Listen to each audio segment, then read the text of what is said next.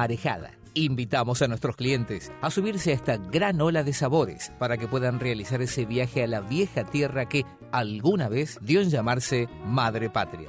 Maralle, Chile 899, en pleno San Telmo. Reservas al 11 4345 1569. Maralle, comidas españolas y shows en vivo. Vení a visitarnos. Asociate a APREVA, Asociación Civil Prensa Básquetbol Argentina. Rindo. Optimizamos el rendimiento de tus equipos de trabajo fusionando la psicología deportiva, la comunicación y el management. Para el deporte y para empresas. Más info en www.rindo.com.ar. El mejor gimnasio te espera. OnFit es de primera. En OnFit vamos a cuidarte. En OnFit venís a encontrarte. Hoy es un buen momento para ponerte al día con esa serie que tanto te gusta o terminar de pintar ese estante que quedó por la mitad. A nosotros nos gusta que nos elijas para viajar, pero hoy queremos que elijas cuidarte y cuidarnos. Podés viajar mañana. En Urquiza, reprograma tus pasajes sin costo, comunicándote al 0810 222 5212 o escribinos por redes sociales. A esta situación le ganamos entre todos. Yo reprogramo. ¿Y vos?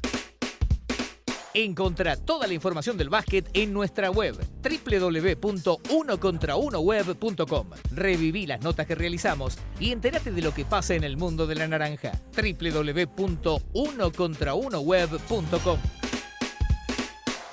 Allnet, indumentaria personalizada. Vestí a tu equipo con productos de diseño, confort y calidad. Encontrá todos nuestros modelos en www.allnet.com.ar. Básquetbol, fútbol, running y más. Allnet, somos deporte. Nadir es el nombre del vidrio y está presente en los mejores momentos, en un encuentro con amigos, en un almuerzo con la familia, en una cena romántica. Nadir es sinónimo de compartir y sus productos se distribuyen en todo el país. Conoce más acerca de Nadir ingresando en www.nadirargentina.com. También podés seguir a Nadir Argentina en Facebook e Instagram. Seguí a Uno Contra Uno en Twitter, @UQWeb, Facebook, /UQWeb Radio, Instagram, @UQWeb y visita nuestro sitio, unocontraunoweb.com.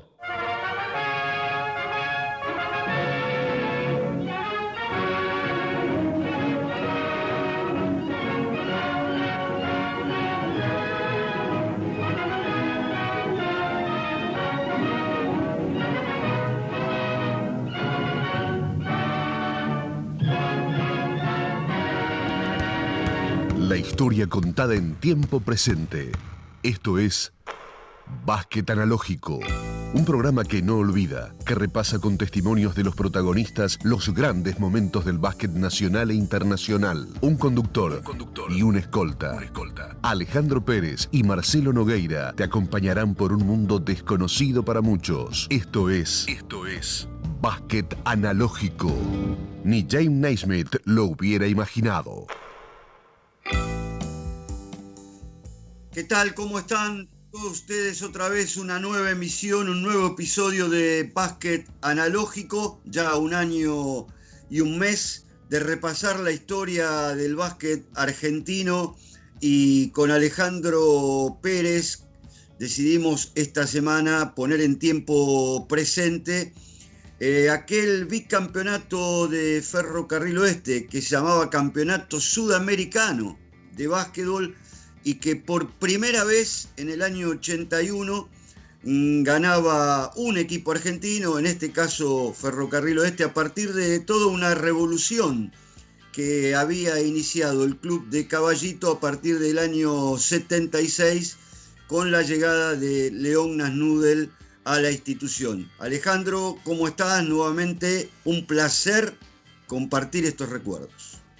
¿Cómo te va, Marcelo? El saludo para todos, y haces bien en marcar que este título de Ferrocarril Oeste iba a ser el primero para el básquetbol argentino. Y quiero, antes de meternos con los detalles que tienen que ver con este recuerdo de aquellos dos campeonatos sudamericanos de clubes campeones, como se lo llamaba en ese momento, en el 81 y en el 82, por parte de Ferrocarril Oeste. Decir que nosotros habitualmente acá, y mayormente, hemos siempre hablado de experiencias de selecciones nacionales, ¿no?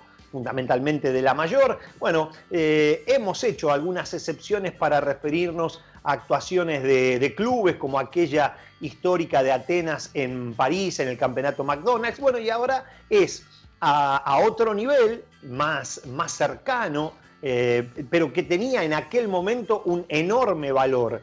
Hay que tener en cuenta que a nivel de clubes, este histórico campeonato sudamericano de clubes campeones, que se jugó por última vez en el año 2009 y que después ya definitivamente fue absorbido por la Liga Sudamericana, ya se había empezado a disputar la Liga de las Américas, entonces ya con una competencia regional y con otra continental, ya el antiguo sudamericano, que se jugaba de una manera más sencilla, más directa, que era por sede única durante aproximadamente 5 o 6 días, había perdido su razón de ser.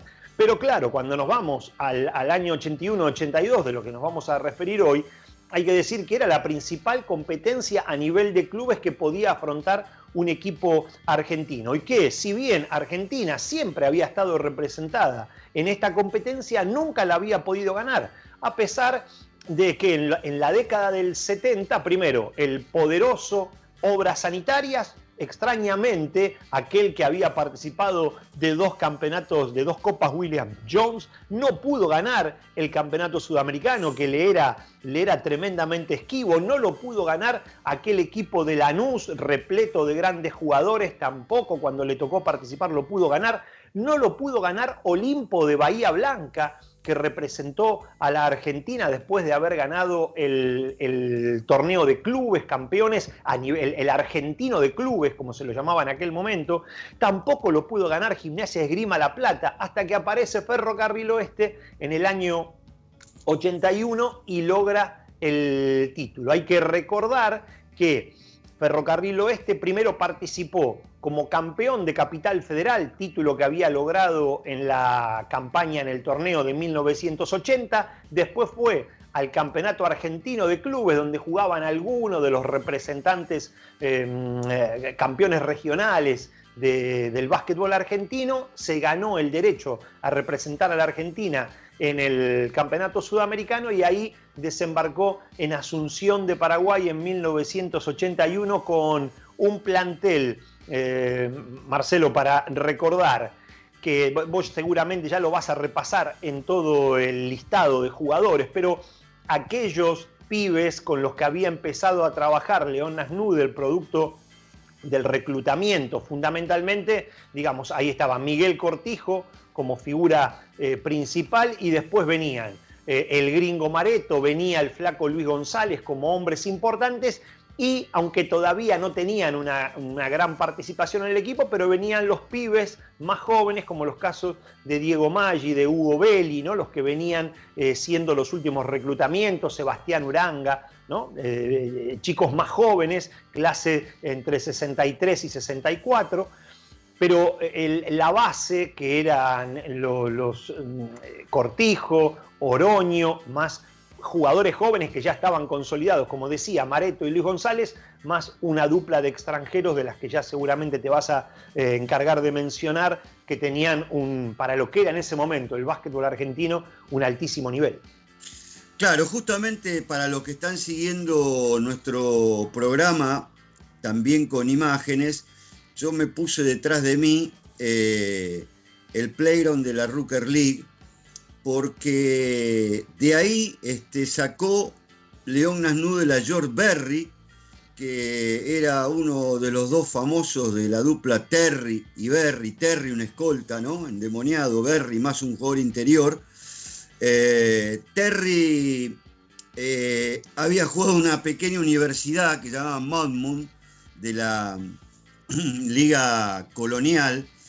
Y Berry una sola temporada en la Universidad de New México, y después mucha participación en este playground que hace de pantalla detrás de mí, dos jugadores que León fue a buscar a Estados Unidos. Por segunda vez Ferro iba a incorporar jugadores estadounidenses en su plantel, después de los dos primeros en el 79, y ahora con Terry y Berry, que funcionaron históricamente y en la cabeza de toda la afición de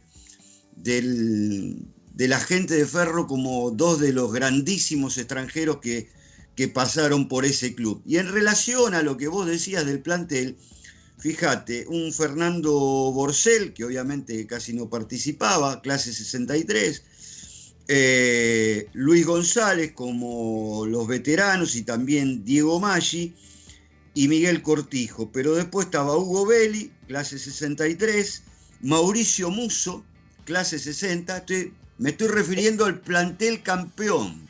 Exacto, hay que decir que Mauricio Musso, Manzana Musso, el pergaminense, había llegado por un acuerdo que habían hecho, un traspaso que habían hecho Obras y Ferro, que eran los grandes enemigos deportivos de ese momento, habían hecho un trueque de jugadores. Vicente Pellegrino había pasado a Obras Sanitarias y Mauricio Musso pasó al equipo de Ferrocarril Oeste. También tenía que ver con cómo había reacomodado su plantel León, porque si bien lo había contratado inicialmente como jugador interior a Mareto, lo había sacado a jugar al perímetro, ya era un 3 que hasta podía llegar a jugar de 2, porque con la seguridad que te daba Miguel Cortijo no necesitaba un escolta que manejara tanto la pelota, pero ahí con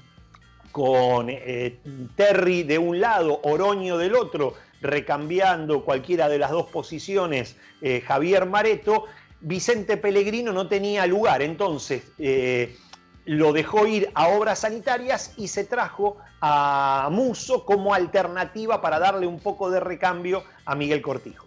Sí, en el marco de que en esa época las rotaciones eran bastante escasas, se jugaban con 5, 6, 7 jugadores, dije bien, 5, y sobre todo León, que no era de hacer grandes rotaciones. Estaba Diego Maggi, clase 63, Alejandro Fluriach completaba el plantel, clase 62, Javier Mareto, quien va a hablar con nosotros en cualquier momento en nuestra producción, Ison Patoco, Leo Margo lo van a comunicar, clase 61, Luis Oroño, otro de los veteranos, clase 55, y José Cotic, clase 63, fueron los que completaron el plantel que viajó a Encarnación, donde Ferro jugó esa primera fase con los siguientes resultados.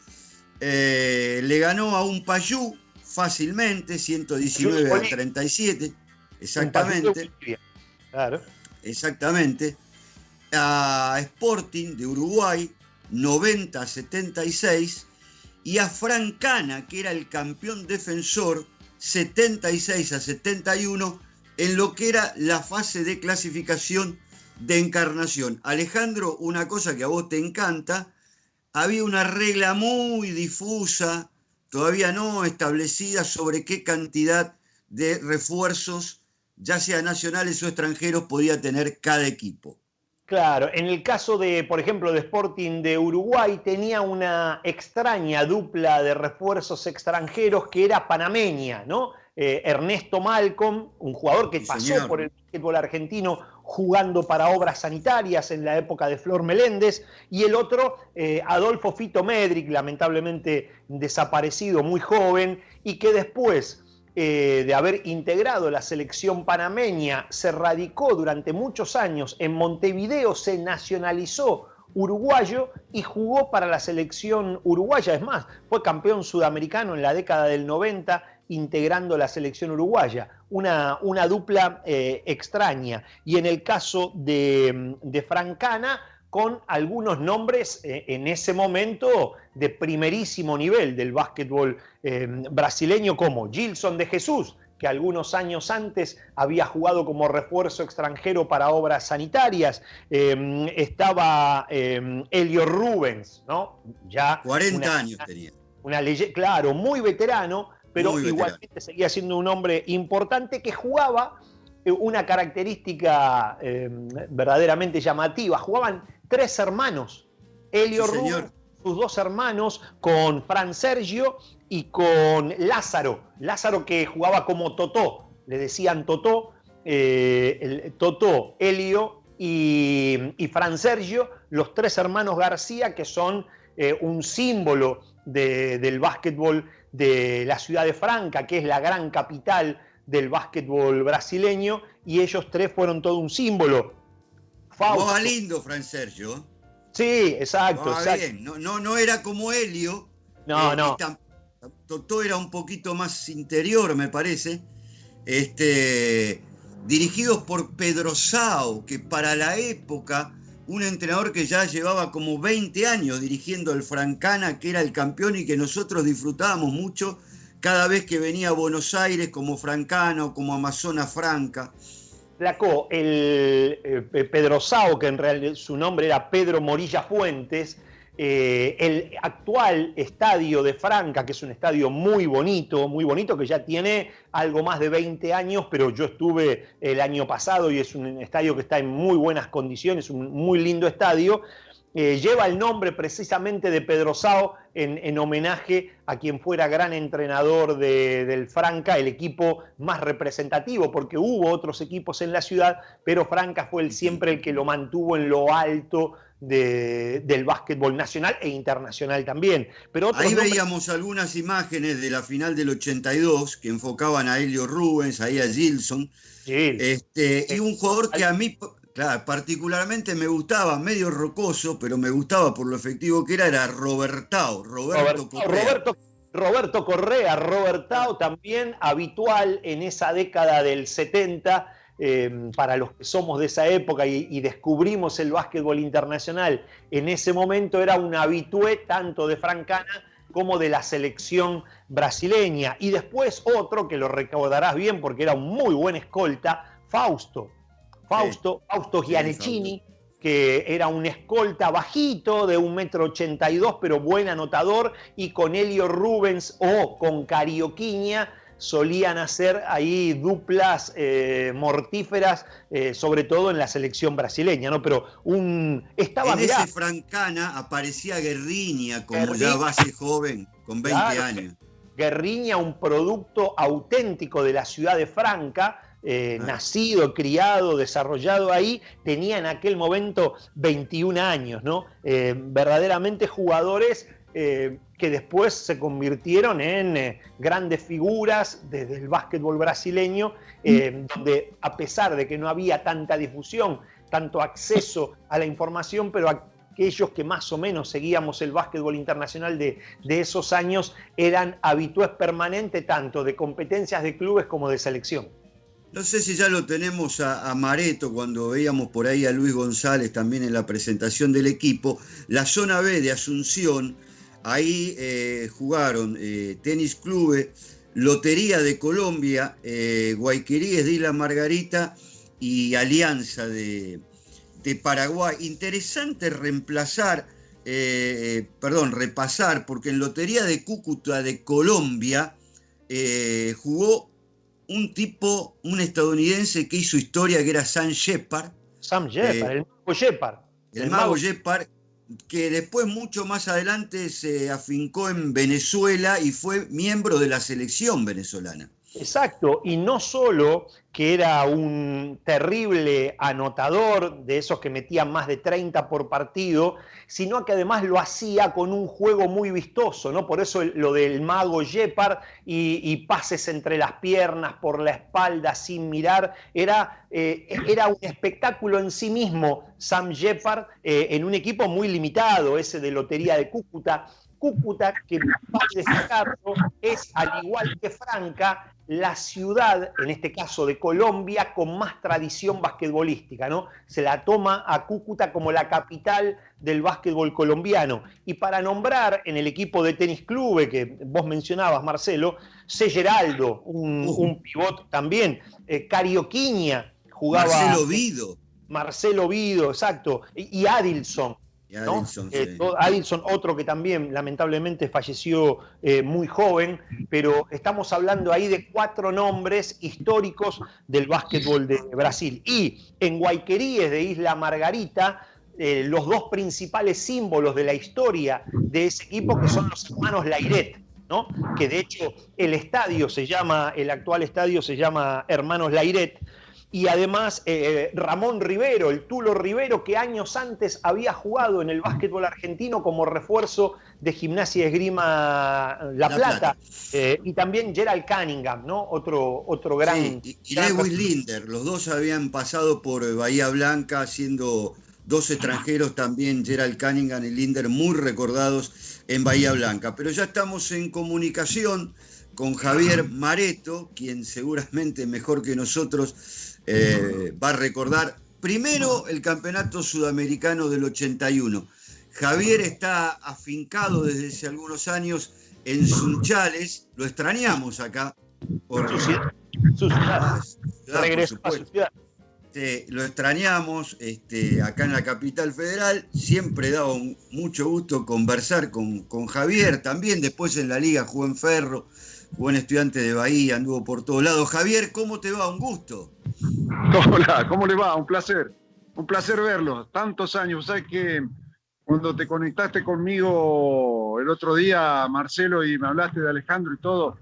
Yo digo, viste, que te agarra y te dicen, ¿cuántos años tenés vos, viejo? ¿Viste cuánto jugaste? ¿Qué sé yo? Y con ustedes pasa lo mismo, loco. ¿Cuántos años? Ustedes eran re jóvenes. Bueno, yo era re joven también, pero ustedes eran re jóvenes cuando arrancaron. Qué bueno.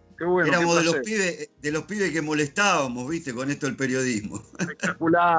Espectacular, y han crecido mucho, y eso está bueno, Bueno, vos sabés que esto es Básquet Analógico. Estamos con Javier Mareto conectados para recordar primero el campeonato sudamericano del 81 con esa gran pareja de Terry y Berry, ¿no? Inolvidable, en Ferro, que se había traído León.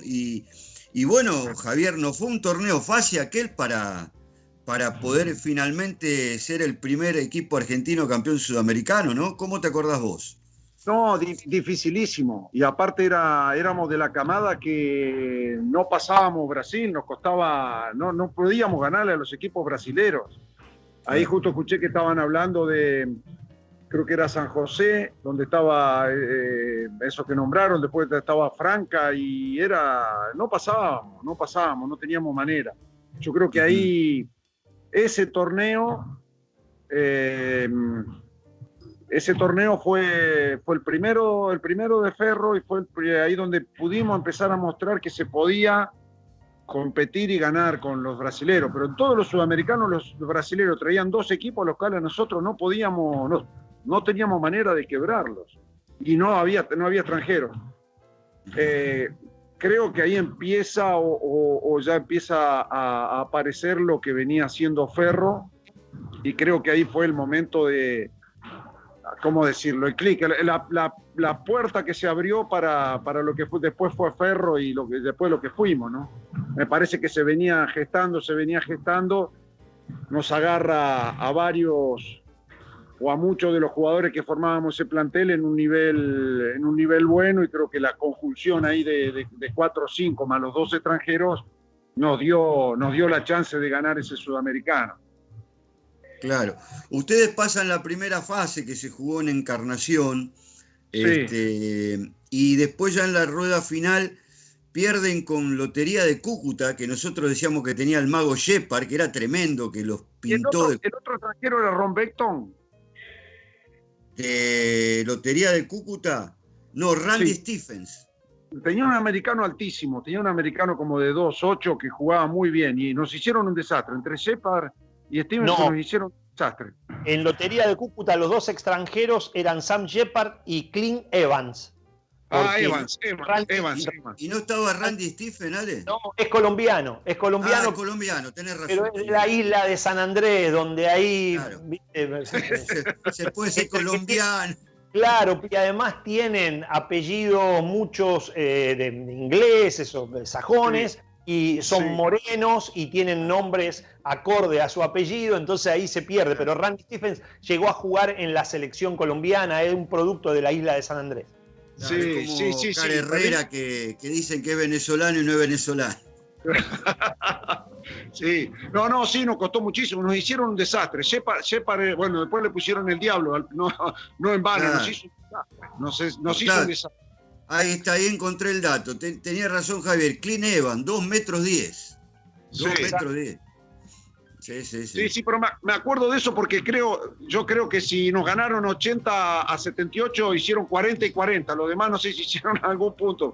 Nos hicieron un desastre. No, fue 102-101. Bueno, 50 cada uno, Notale. Claro. Y después ustedes le ganan a Tenis Club, ahí lo que vos decías, finalmente poder ganarle a un equipo brasileño 82-77. Ya habíamos repasado con Alejandro los buenos jugadores que tenía Tenis Club. Era un equipazo. Selleraldo estaba en un nivel. Selleraldo, Adilson. Espera que estoy tratándome de acordar. Todavía estaba el viejo Viratán. Ubiratán, jugamos, ahí está, ahí que me acordaba, jugó Ubiratán ese torneo, tenés razón, jugó Ubiratán. Y Carioquiña también. Sí, que Carioquiña era como Miguel, estaban ahí, si no eran los dos mejores bases de Sudamérica, le pegaban el palo. Qué bien jugaba Carioquiña, qué bien jugaba. Muy bien. Y bueno, después de ese partido le ganan a Olimpia de Paraguay, ustedes 103-84, y bueno, y van a una final muy cerrada nuevamente con Francana, ¿no? Señor.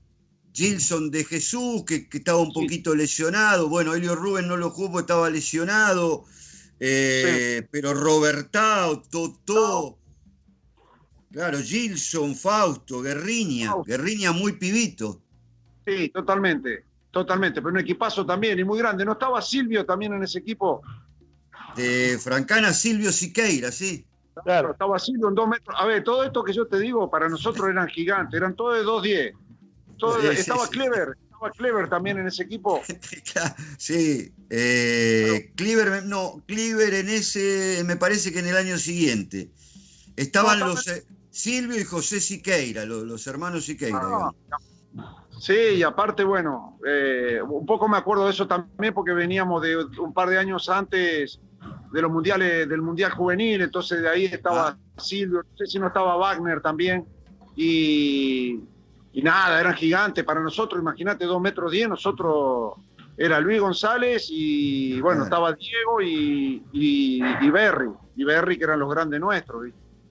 ¿Sabés, Javier, qué le preguntamos siempre cuando tratamos de repasar un poco la historia? ¿Cómo era la preparación previa de los partidos, el desarrollo táctico? Sobre todo porque además en el equipo estaba León, que bueno, nosotros sabemos que es uno de los primeros que empezó con el tema del scouting, de los videos y todo eso. Sí. No, a ver, la preparación... obvio que había menos elementos de lo que hay ahora.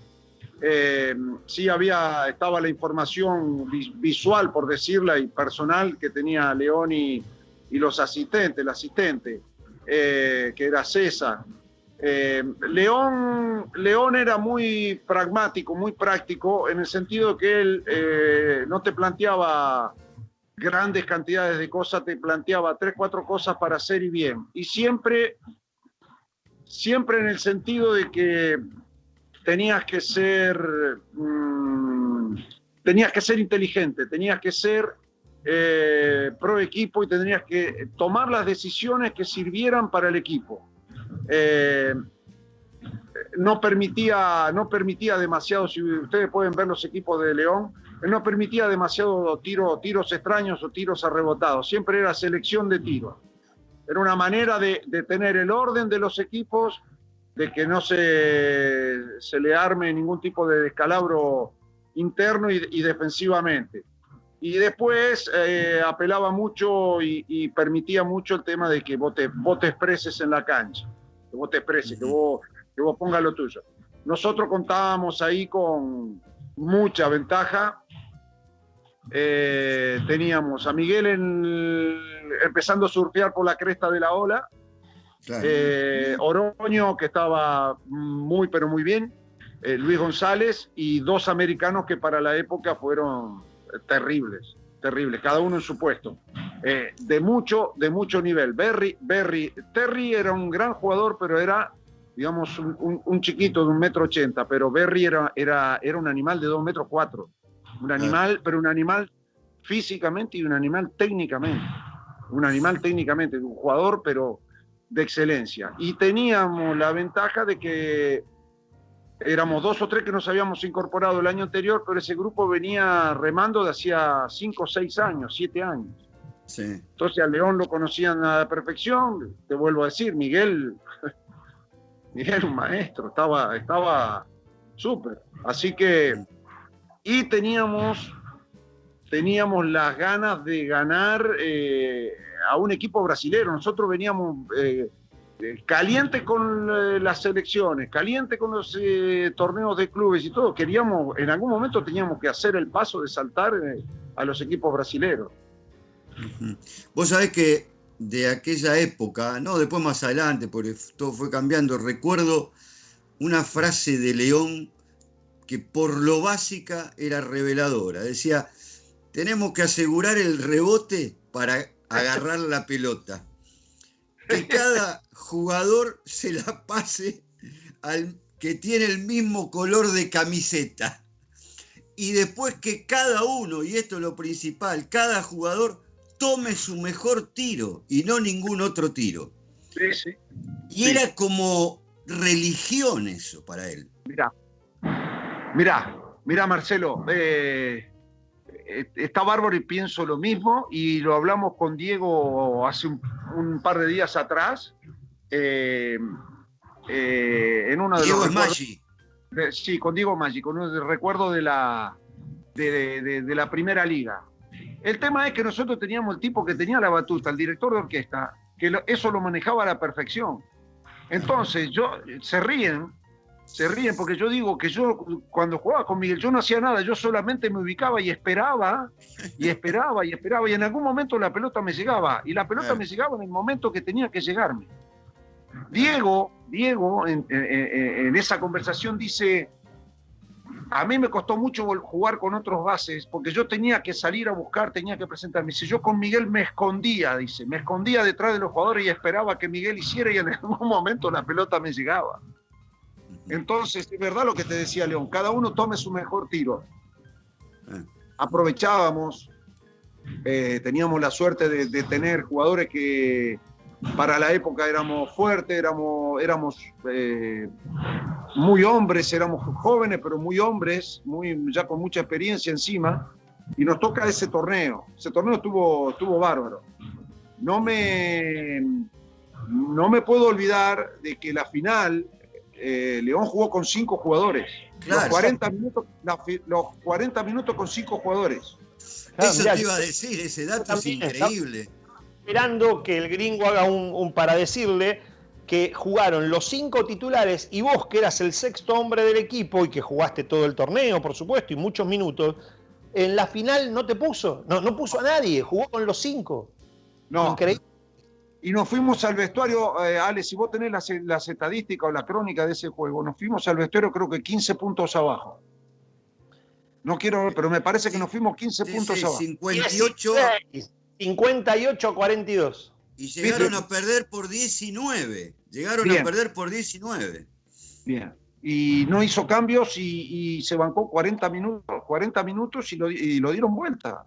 Lo dieron vuelta, increíble. Pero eso me quedó siempre. Un poco de calentura y un poco de asombro ahora al tiempo. En aquel momento un poco de calentura, porque te imaginarás que vos una final la querías jugar, querías entrar. Y ahora a la distancia en el tiempo, decís 5 jugadores. contra un equipo fuerte de Brasil, no contra un equipo a lo mejor, no sé, de acá, de Argentina. Javier, estamos hablando con Javier Mareto, recordando el Ferro del 81, ya vamos a pasar al del 82. Dijiste al pasar una cosa que realmente notable para la época. Ustedes tenían un plantel que físicamente era fuerte para esa época. Porque además Sí. de los americanos, Miguel era un base alto, Sí.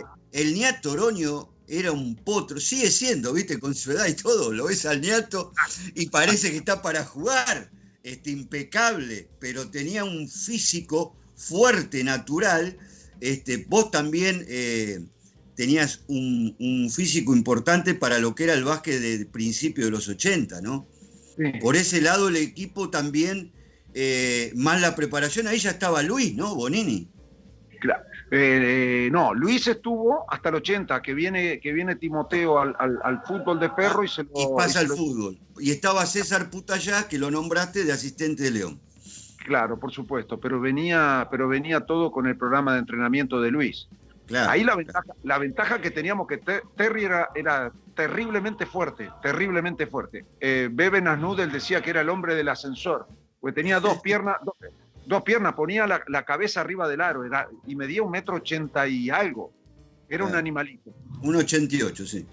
Bien, y Miguel era muy fuerte, pero aparte, tanto el Niato como yo podíamos jugar de 2 o de 3. Entonces Claro. éramos jugadores de casi 2 metros, de físico importante y aparte de cabeza importante. De cabeza en cuanto, a ver, la agresividad, bien tomado, una agresividad deportiva fuerte, ¿viste? Ujú. Sí, vos eras de bajar la mano bastante pesada también. No, eso son inventos de la prensa. Ahí realmente era si es full, no es doble. Aparte, bueno, eran otras las reglas, ¿no? Pero. Y Javier, bueno, después del 81, que además le sacan el título al Francana, que le da la posibilidad eran clasificatorios esos torneos para la Copa William Jones. Nos vamos a pasar, porque si no se nos va a ir el tiempo, al 82. Para que te digo, el ganar Sí. ese torneo te implicaba ir a jugar la William Jones. Claro. Y nosotros de ahí saltamos a jugar en San Pablo, la William Jones, y de la nada nos encontramos jugando con el Real Madrid, con el Maccabi Tel Aviv, no sé si no era el Fort Cantú en ese momento, también estaban ahí. Y para nosotros era casi tocar el cielo, era una nave espacial para nosotros. Claro, sí.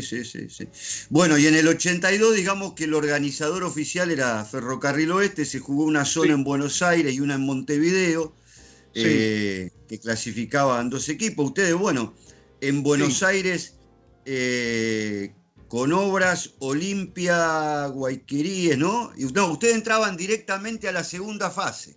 Como campeón. Claro, por campeón entraban directamente a la segunda fase. Por eso, en el torneo anterior, Brasil tuvo 2 equipos, Francana como campeón y como representante de esa edición el Tenis Club. Al año siguiente, Argentina tuvo 2 representantes, Ferro como último campeón sudamericano y Obras el que iba por esa edición representando a la Argentina, ¿no? Pero una obra sanitaria, yo me había olvidado, una obra sanitaria reforzado con el Runcho Prato, con Germán Filioy. No sé si mucha gente se acuerda que Filioy jugó en Obra. Sí. Y a los que le faltaron... ¿No te acordabas? No, de Prato sí, de Germán no. Bueno, que le faltaron Frazier y Butler finalmente para ese torneo, Alejandro. Que no llegaron... Estaban incluidos como los 2 refuerzos extranjeros. Antes hablábamos del equipo uruguayo con dupla extranjera panameña y ahora era Obras el que había presentado un plantel, pero por supuesto con otra jerarquía, ¿no? Butler y Frazier eran Batman y Robin, ¿no? Eran terribles, una dupla magistral que además extendió su carrera. Bueno, Butler jugó hasta más de 40 años, Frazier jugó casi hasta los 40 años también, verdaderamente dos estrellas del básquetbol latinoamericano. Bueno, y esa rueda final, para poner en contexto, Javier, a medida que vas recordando el sudamericano del 82, que finalmente Ferro se consagra otra vez campeón, la juegan Ferro, Guayqueríes, Bohemio, Francana, y Obras Sanitarias. Y bueno, algunos jugadores también en obra, Choco Raffaelli, Cami Sasa, ya te dije Filoy. El negro Carlos Romano, que termina jugando de base porque se lesiona el Tola Cadillac. Equipazo. Garo Milovic. Un equipazo. Pero Claro. escuchen, mirá Bohemios de Uruguay. Luis La Rosa, el pivot. Luis Sí. Pierri, Horacio Perdomo, Heber Núñez, Carlitos Núñez. Peinado, Wilfredo Pito Ruiz. Era la selección uruguaya, menos Tato López, era la selección uruguaya con 2 refuerzos, era un equipazo. Y Francana, bueno, más o menos repetía el equipo del año anterior. Guayqueríes, ¿cómo? Con Helio Rubén en cancha y un equipazo, larguísimo el equipo. Exactamente. Estaban los hermanos Lairet y Cunningham y ¿cómo se llama el otro muchacho que jugaba en Bahía Blanca? Linder. Lewis Linder. Claro. Y el Tulo Rivero, un pivot de 2,6 metros, o sea, era un muy buen equipo el venezolano. Excelente. Qué memoria la de Mareto, ¿eh? Qué memoria la de Mareto, ¿eh? Y ¿sabés qué pasa, Marce? No te creas tanto. Es que tuve mucho tiempo de cuarentena, estuve limpiando papeles, revistas, videos, no te imaginas. Así que bueno. La final esa del 82, le decimos para toda la gente, especialmente el público de Ferro, se la puede encontrar en YouTube, relatada por Chilaver. Porque fue para la televisión, fue televisada por televisión abierta, en ese momento no existía el cable, y en el 82, y esto, para también ponerlo en contexto, fue en plena guerra de Malvinas. Claro. Sí. Esto fue en la guerra, mientras estaba la guerra de Malvinas. Fue en la guerra de Malvinas y yo creo que ahí nos agarra a todos, incluso al club en la cima. Mirá, salvo un par de situaciones que viví ahora siendo entrenador fuera del país, pero yo en el país nunca viví el tema del Luna Park con 12.000 personas como lo tuvimos anoche, 10.000, 12.000, no sé. Yo creo que en Ferro se vendió todo, no sé, 3 días antes estaba todo absolutamente vendido. Jamás en mi vida pensé que se podía jugar en Argentina en el Luna Park a semejante movimiento y a semejante cantidad de gente. La verdad que asombroso. Un muy buen recuerdo el de Alejandro sobre que era en plena época de Malvinas, porque Guayqueríes de Isla Margarita jugó con una camiseta que en la espalda decía "Las Malvinas son argentinas".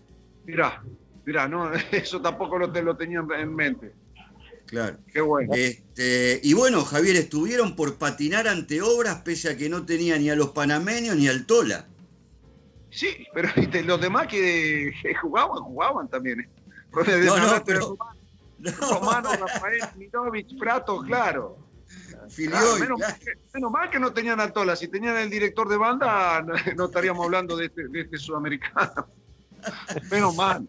No, pero lo rarísimo de ese partido, tal vez recordás el final, que Choco Raffaelli erra 2 tiros libres. En aquella época se podía optar. Sí. Y ellos, en lugar de retener, de optar, sacar de banda, eligieron tirar los libres porque Choco era un certero tirador de libre y fallan, y ustedes con el rebote y de contraataque, digamos, ahí ganan el partido, ¿no? Sí, y explícamela ahora, hoy día también, si a vos te dicen dale 2 tiros a Rafaeli o sacá de lateral. Se los Le das 2 doy, tiros a Rafaeli, si mete los 2 ganás el campeonato. ¿Qué hace? Ganás el partido, ¿qué hace?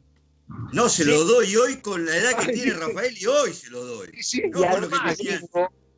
Además, muchachos, sin tener a tu base titular. Porque vos decís, si está el Tola, bueno, se la das al Tola, retiene un poco, no sé, pero si no tenés a tu base titular, estás jugando con un base improvisado y tenés a alguien seguro en la línea, dásela, mete los tiros y nos vamos a festejar. Yo creo que debe haber sido la única vez en la historia de la carrera de Choco Raffaelli que erró 2 tiros libres seguidos. Debe haber sido la única vez en su carrera. A ver. La efectividad de Choco, y bueno, y se le presenta en ese momento y viste cómo son las cosas. Y Gringo, al salir campeones en este sudamericano, ¿fueron a algún torneo internacional posterior? Claro, a la Copa William Jones de Holanda. De Holanda. Ah, el de Holanda, perfecto. Den Bosch. Perfecto. En Den Bosch. Exacto, bien. También que nos toca, ahí creo que jugamos con el Cantú, con el Maccabi Tel Aviv. Y también para nosotros era, en aquella época, viajar ya de por sí, subirte a un torneo internacional era medio un gran premio y encontrarnos con esos monstruos. Más, yo creo que en ese torneo, yo no sé si nos jugamos contra de Marzorati. Yo creo que jugamos contra Marzorati. En el torneo de San Pablo habíamos jugado contra Corbalán, Bravender. O sea, nosotros estábamos de nunca haber podido a lo mejor pasar de acá a, bueno, en el Real de ese año de coso jugaba Dalipagic, Delibasic. Eran los dos extranjeros del Real Madrid. Te diste el gusto de jugar con todos los grandes. No, pero a ver, pero para nosotros era una locura. Era una locura. Imagínate la gente que nosotros conocíamos de información que nos traía el ruso, de los recortes de diario y de un día para el otro tenerlos ahí para jugar en contra. Que también nos pasaba a Marcelo y Ale, que nosotros hablábamos, ¿no? Que éramos fuertes, teníamos buena preparación física y todo, y nos pasó históricamente, que yo siempre lo pensé, incluso con los torneos de selección, que nosotros teníamos muy buen básquet, excelente buen básquet, pero aguantábamos 20 minutos. Entonces nosotros los primeros 20 minutos, al Real, al Maccabi Tel Aviv, todo esto era palo y palo, un punto arriba, un punto abajo. Y después del minuto 21 al minuto 28, 29 nos sacaban los 20 puntos y ya se nos terminaba el torneo, el partido, ¿no? Quiero repasar para la gente, Javier, el equipo campeón del 82 porque hubo algunas variantes. Por ejemplo, yo te los nombro y vos después los analizás. Entró Jorge Martín respecto del 81 al equipo. Sí. Llega Arthur Wingo, que por eso yo tengo la imagen del playground ahí de la Rooker League, porque Wingo, además de haber sido campeón con los Knicks, fue una estrella de esa liga en el Harlem. Bueno, seguía Luis González, Huguito Belli, aparece el flaco Gabriel Darraz, Nelson Espada, aparece Seba Uranga en el equipo, obviamente vos, Sigui Oroño, y también Alejandro Meschini, y el ruso Nasnudel de entrenador. Claro, Wingo, por ejemplo.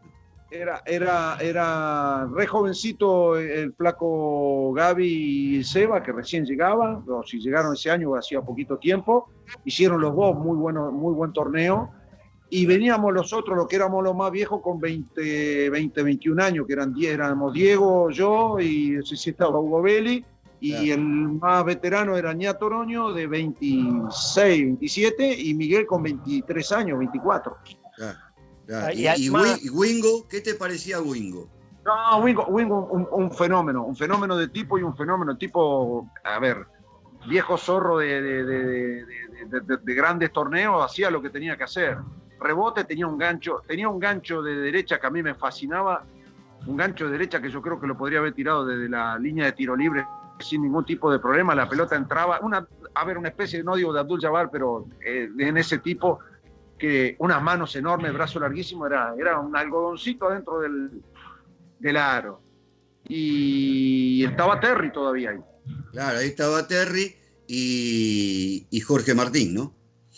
Bueno, Jorge, por suerte se dejó obra y se vino un rato a ayudarnos a nosotros, por suerte. Claro, y mirá, yo tenía la idea de un Jorge Martín que dejó, después de iniciarse en el básquetbol de Capital Federal, en Gimnasia Esgrima La Plata, pasar a Obras, donde hizo gran parte de su carrera, y después fue a Ferro, y me lo imaginaba ya con una edad avanzada. Tenía 27 años. Martín estaba, cuando pasa a Ferro, estaba a punto de caramelo, ¿no? O sea, evidentemente eran todavía jugadores jóvenes que tenían mucho para dar. Claro, y aparte, con experiencia, fuerte, pues pareciera que ahora con el tiempo digo, bueno, el ruso buscaba este tipo de jugadores, ¿no? Fuerte, fuertes físicamente y que entendieran un poco el juego. Y a Martín nos pasaba lo mismo que a todos. Él sabía dónde ubicarse y después Miguel ejecutaba. Y tras cartón viene de atrás, un jovencito como Flaco de Arrá que jugaba. Y siendo joven jugaba mucho. Yo creo que Gaby hizo un gran partido en el Luna contra Guayqueríes. Hizo un gran partido, un excelente partido. Porque sale Miguel por 5 faltas y ahí lo tira a la cancha el ruso a Gaby Darrazis y lo hizo muy bien. Hizo un desastre. El Flaco, bueno, no por algo fue y es lo que es Gaby Darraz, pero era re jovencito y se la bancó. Yo creo que toda esa banda tuvimos mucha suerte porque era como que el grupo protegía a los jóvenes que se metían se involucraban en el equipo. Entonces era como que venía una columna vertebral marchando y todo lo que se metían adentro y digamos, comulgaban con la idea o comulgaban con esto que emanaba el club y tenía facilidad, el grupo te protegía. 18 años tenía Gaby Darraz.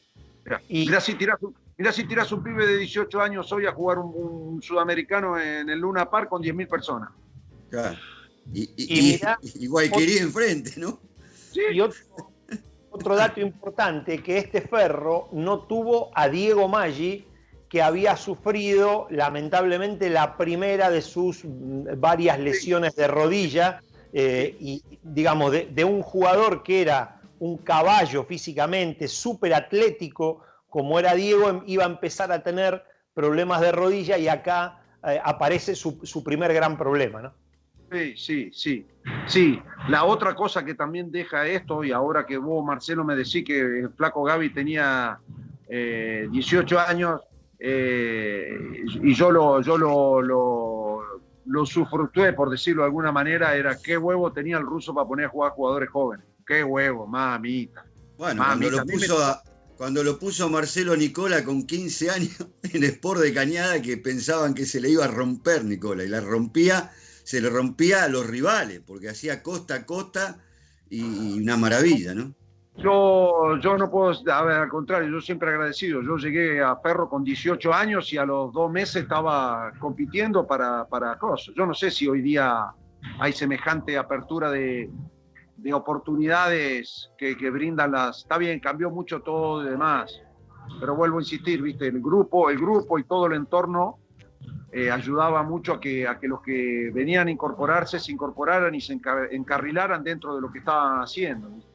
Ojo que también esto ya también tenía y seguía teniendo la organización y el tema de entrenamiento de Luis Bonini, la estructura que tenía Ferro, todo el ambiente que había en Ferro, porque era un ambiente social y era un ambiente deportivo de élite, ¿viste? De gente, no solamente del básquetbol, era un ambiente se respiraba competencia, digamos, por decirlo de alguna manera. Claro. Y qué manera de pescar jugadoras de vóley, ¿no? Hubo varios matrimonios ahí. Claro, por eso. Varios matrimonios. Parece que la combinación básquet-vóley había conexiones ahí. Increíble. Sí. Bueno, Javier, te vamos despidiendo. La verdad que repasar esto junto con vos ha sido buenísimo, nos alegró mucho. Repasar esa época previa a la Liga Nacional, a lo que se iba a venir. Vos sabés que yo recuerdo... Claro. Eso está bueno, hay que remarcarlo y avisarle a los jóvenes ahora que había básquet antes de la Liga, hubo básquet también. Claro. No, y vos sabés que recuerdo que cuando vos llegaste Estudiante de Bahía Blanca, no me acuerdo qué edad tenías ahí, 32 podías tener. A Estudiante de Bahía, 29. Bueno, y ya decía, el veterano Mareto, con 29. Y Oroño en Sport de Cañada de Gómez, que tendría 34, ya era casi para retirarlo, ¿viste? Claro. Y otra época, y siguieron rindiendo ustedes, sobre todo muchos años más, no solo por lo físico, o el buen físico que tenían, sino por el conocimiento del juego, ¿no? La verdad que de esa época era admirable la fundamentación de la mayoría de los jugadores y el conocimiento que tenían del juego, pese a, como vos comentaste, no tener los elementos que hay hoy como espejo, ¿no? Sí, yo creo que la gran, no sé si decir diferencia, la ventaja que teníamos nosotros en aquel momento es que teníamos conocimiento de juego y la experiencia, muy jóvenes en cancha. Claro. Hoy día yo creo que los chicos tienen mucho mejor entrenamiento, mucho mejores condiciones técnicas que nosotros, pero están teniendo la experiencia muy tardía. Entonces hoy día se dice el pibe a lo mejor tiene 21, 22 años. Bueno, de hecho hay una liga sub-23. Entonces, yo creo que todas esas camadas, yo creo que 16, 17 años ya estábamos al menos jugando a nivel local la primera división con adultos. Bueno, Javier, te despedimos con Alejandro, otro jugador de tu época también. Así que He jugado contra el Gringo en categorías menores cuando él llegó a Ferro. Hemos jugado el torneo de Capital Federal de inferiores en juveniles. Era muy bueno ese torneo. Era muy bueno. Había polos, en serio, había polos de buen básquet. San Andrés, Gimnasia La Plata, San Miguel, San Justo, Morón. Había polos, Lanús, había polos de excelente básquet.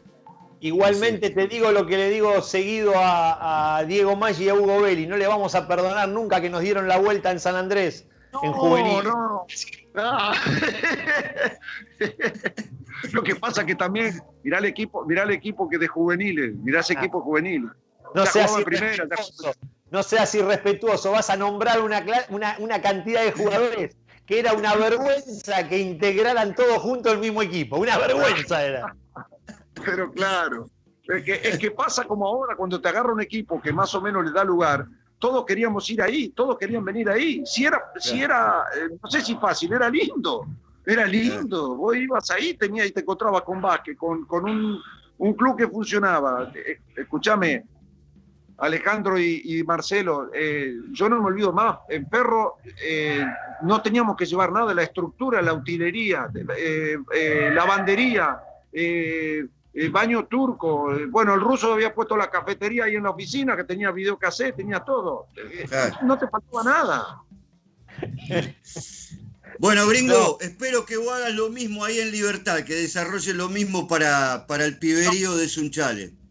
Estamos intentando, ahí si escuchan por ahí seguramente la pelota detrás, y yo estoy en una de las tribunas de la cancha. Tenemos un culo bárbaro. Está hace 3 semanas que estamos entrenando, está todo el país desesperado y nosotros tenemos un culo bárbaro porque no tuvimos ningún contagiado en la ciudad y yo me venía preparando cuando arrancó esto para tener un protocolo de entrenamiento, lo presentamos y la provincia nos aceptó. Es más, la provincia después tomó el protocolo para todos, para todos los deportes de la provincia, así que nosotros hace 3 semanas que tenemos al menos 2 horas los chicos acá dentro del club, del estadio. ¿Viste? Qué bueno. Bueno, y hay Mareto para rato porque se viene Octavio. Tenemos ahí el perro del medio, Adriano, que está incursionando, va a jugar en Ameguino de Villa María. Ahí lo vinieron y se va a ir para ahí, tuvo una buena experiencia el TNA en Ceres. Y viene el más chico, el Octavio, viene también ahí remando. Ese es de Adriano, no, es rápido, le gusta pasar la pelota, qué sé yo. El más chico viene bien porque pone el culo, tira codo y todo eso, entonces dije, ese es mío. Un abrazo, Javier. Abrazo, Gringo. Chao, un placer a los jóvenes veteranos periodistas, un placer, un gran abrazo. Gracias. Chao, Gringo, chao. Fue Javier Mareto y Ale, nos tenemos que ir ya casi sin cerrar. Bueno, Ferro campeón 81-82, un gran recuerdo con Javier Mareto.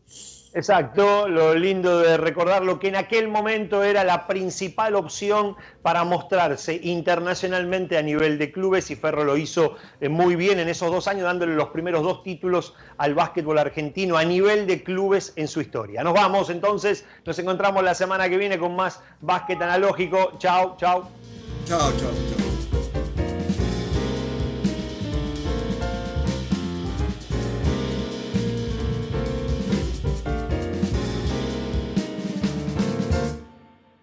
Básquet analógico. En cada pique hay un latido. Y en cada